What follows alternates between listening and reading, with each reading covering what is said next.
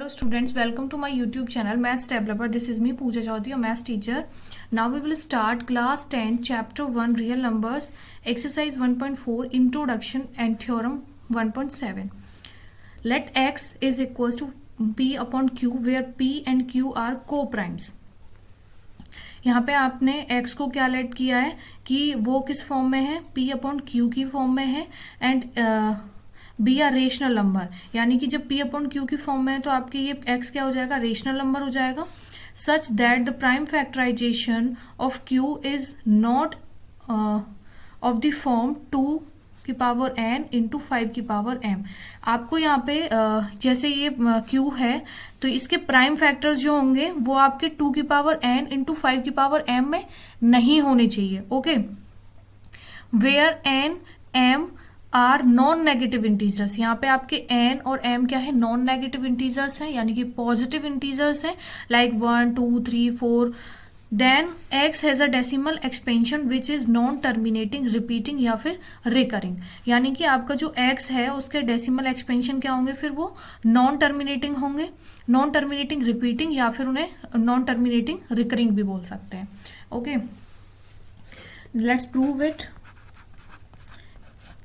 Theorem को by example करेंगे. तो यहाँ पे एक एग्जांपल ले लेते हैं. लेट आपको p एंड q जो है वो को प्राइम्स होने चाहिए, यानी कि जिनका हाईएस्ट कॉमन फैक्टर क्या होगा, 1 होगा. तो हम यहाँ पे ऐसी कोई वैल्यूज रख लेते हैं p एंड q की. लाइक मैंने रख लिया p की वैल्यू आपके लिए रख ली यहाँ पे 3 एंड q की वैल्यू रख ली आपके लिए 11. स्टूडेंट्स, इनका जो HCF होगा दोनों का ये 1 आएगा. मीन्स ये क्या है, आपके को प्राइम नंबर्स है, को प्राइम नंबर्स. ओके, देन आपके x को एक्सप्रेस किया गया है p अपॉन q की फॉर्म में. आपका p कितना है यहाँ पे 3 एंड q आपका कितना है 11. ओके, अगर इन दोनों का अगर हम डिवाइड करते हैं, डिवाइड करके देख लेते हैं साइड से, लाइक 11 का 3 से, तो ये तो आपका जाएगा नीचे से 11 से 3 में, देन आप 0 रखोगे, पॉइंट लगाओगे, देन ये आपका आ जाएगा 30. तो आपका ये 22 से जाएगा और 2 टाइम्स, तो आपका यहाँ पे कितना बचेगा 8. देन यहाँ पॉइंट लगा हुआ है, आपको ऑटोमेटिकली 0 मिल जाएगा.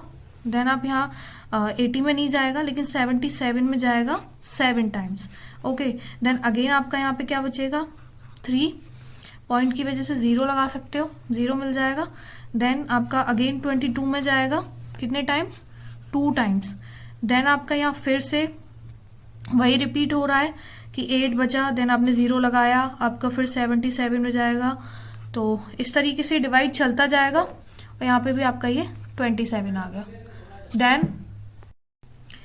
देन आप इनको यहाँ पे लिख लोगे, यह है आपका 0.2727, यानी कि ये आपका रिपीट हो रहा है 2727. आप इसे आगे डिवाइड करते जाओगे तो इसी तरीके की वैल्यूज आएंगी. तो आप इसको, जब वैल्यूज रिपीट होती हैं आपके पॉइंट के बाद वाली, देन आप इसे इस तरीके से भी लिख सकते हो कि जो वैल्यूज रिपीट हो रही हैं उनके ऊपर आप बार लगा दोगे, बार का साइन. ओके, सो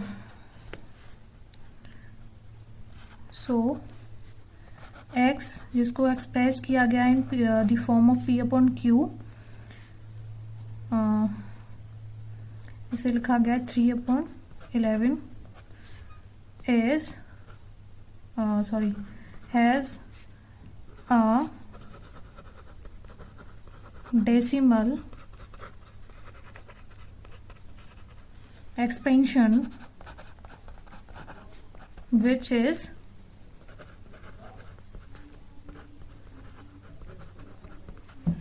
non-terminating, repeating.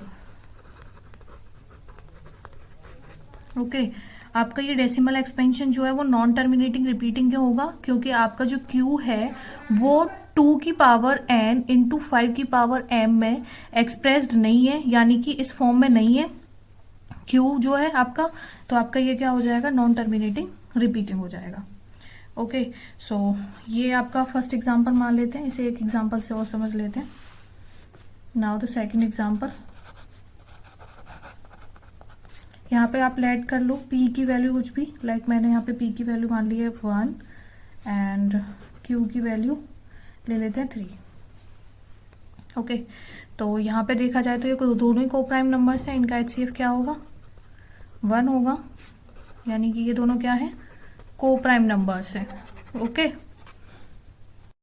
तो हमने एक्स को किस फॉर्म में एक्सप्रेस किया है, p/q की फॉर्म में। p की वैल्यू आपकी 1 एंड q की वैल्यू आपकी 3। ओके, तो इनका डिवाइड करके देख लेते हैं एक बार।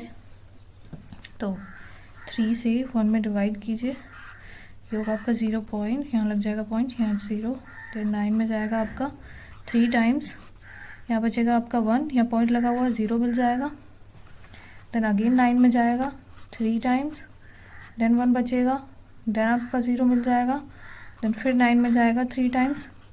मीन्स ये आपका रिपीट होता रहेगा, ये हमें दिख रहा है बार बार कि 1 बच रहा है आपका रिमाइंडर, देन आप का 3 टाइम्स जा रहा है 9 में, तो ये आपका क्या आएगा 0.333।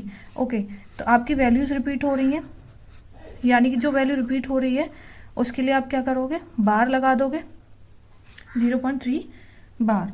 ओके, सो यहाँ पे भी सेम वही हो रहा है कि आपको x को आपने p/q की फॉर्म में एक्सप्रेस किया है, दैट इज 1/3,